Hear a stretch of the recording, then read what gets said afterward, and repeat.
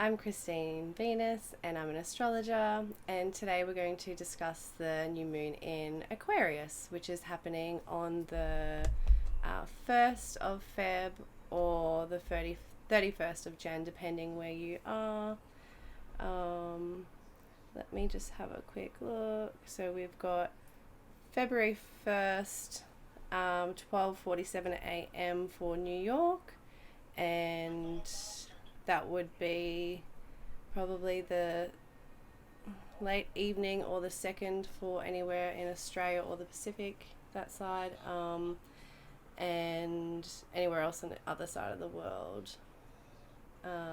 It'll be around the 1st of February, so maybe the 31st if you're back behind, but otherwise the 1st and the 2nd of February.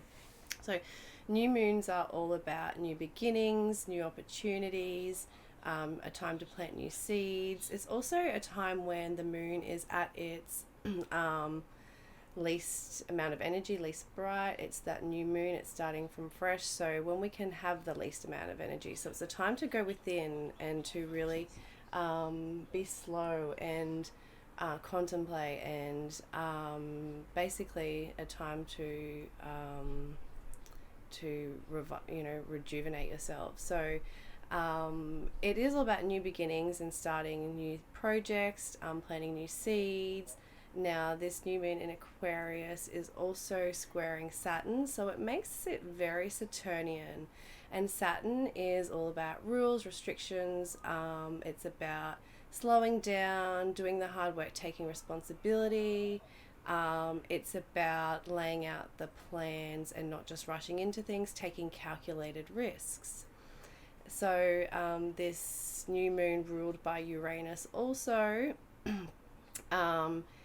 is going to bring on some of the theme of the new moon, which is that Uranus is in Taurus, and those Taurus themes are all about our finances, it's our financial systems, it's our agriculture, our farming, our food, it's our values and our self-worth, it's our money and possessions, and it's our gifts and our financial stability and our resources. So those things are coming to light under this new moon, and a new opportunity with those themes. Now, Aquarius themes are especially as it's ruled by Uranus, so it's things that can be shocking or surprising, things that are inventive, things that are unexpected. Uranus can stir and shake things up, and that Aquarius energy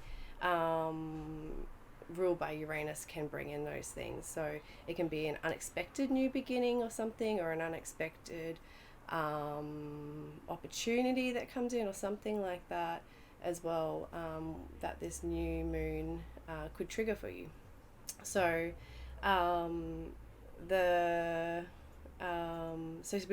we've got Saturn there with that new moon too, a lot of the new moon energy will be revolved around Saturnian themes. So setting goals, where we need to show up and take responsibility, and what we can really set down to build something with this Aquarius new moon energy over the next at least 6 months, because a new moon energy carries on for 6 months until that next full moon in that same sign. So until that full moon in Aquarius, that energy continues on. So those Saturn themes definitely will come in, and Aquarius is also about friendships and social groups and communities. It's about the bigger picture. It's about our higher inspirations, our higher goals, in a sense, our what we can aspire to attain in the sense of gifts and rewards that are for a higher, bigger purpose, in a sense. They're not like our, what we just do in our day-to-day at work and our career, and we earn and get our reputation, all that from that. It's actually the higher aspirations that we achieve. It's also flashes of insight and inspirational ideas and information and ideas that can come through as well with Aquarius and Uranus energy. So any of that can happen with this new moon as well. You can be inspired to start something new again, or take action. We've had Mars move into Capricorn, which is an amazing sign for it to be in, where it's another cardinal sign where it can take action. I spoke a little bit about that in my recent video a few days ago. You can see that on my channel. We will have all the planets direct as well in a couple of days as well. And that will last until towards the end of April, I think it is. And all the planets direct means that we can go direct, we can take action. So when the planets are retrograde, we go more internal and more within. When the planets are direct, we can start to go direct and take action on the things that we desire, that we want to go after, and that we're meant to go after, where we're meant to be led, where the energy of the planets and the universe is leading us. So what else did I want to talk about with this new moon? So we've got Saturn conjuncting. Now, when we're starting these new ideas, these new beginnings, planting these seeds, all of this, whatever we're doing with this new moon energy, first of all, we have the dark moon before a new moon. So that's that energy where we go within. We can get a little bit, as the energy is lower, we can get a little bit more, not depressed, but just need to go within and have that time to ourselves and nurture and care for ourselves more. And then as the new moon energy comes, we get that peak of it. And then as the moon starts to grow, we start to see that little bit of the moon, then we can start to plant those seeds and really put that energy forward and take action on those new plans and ideas and whatever. Because once the moon starts growing, then that's when the ideas, the plans, the seeds will start growing and manifesting and whatnot as well. So it's best to do it once a few days after the new moon. A day or two is fine. Because we're having such amazing energy with the planets going forward and moving direct, and we've got this amazing energy with Jupiter, and a really lucky day on the 3rd with Jupiter and Pisces and the moon. So it's really good to start something new on that day, because it's a really lucky day on the 3rd with the moon and Jupiter all together. It may be the 4th, I think it's 2nd, 3rd, when the moon and Jupiter are together. So maybe if you follow my Instagram, I'll put a post up about it. There'll be a link in the description for that, so you don't miss that day and that information. What else?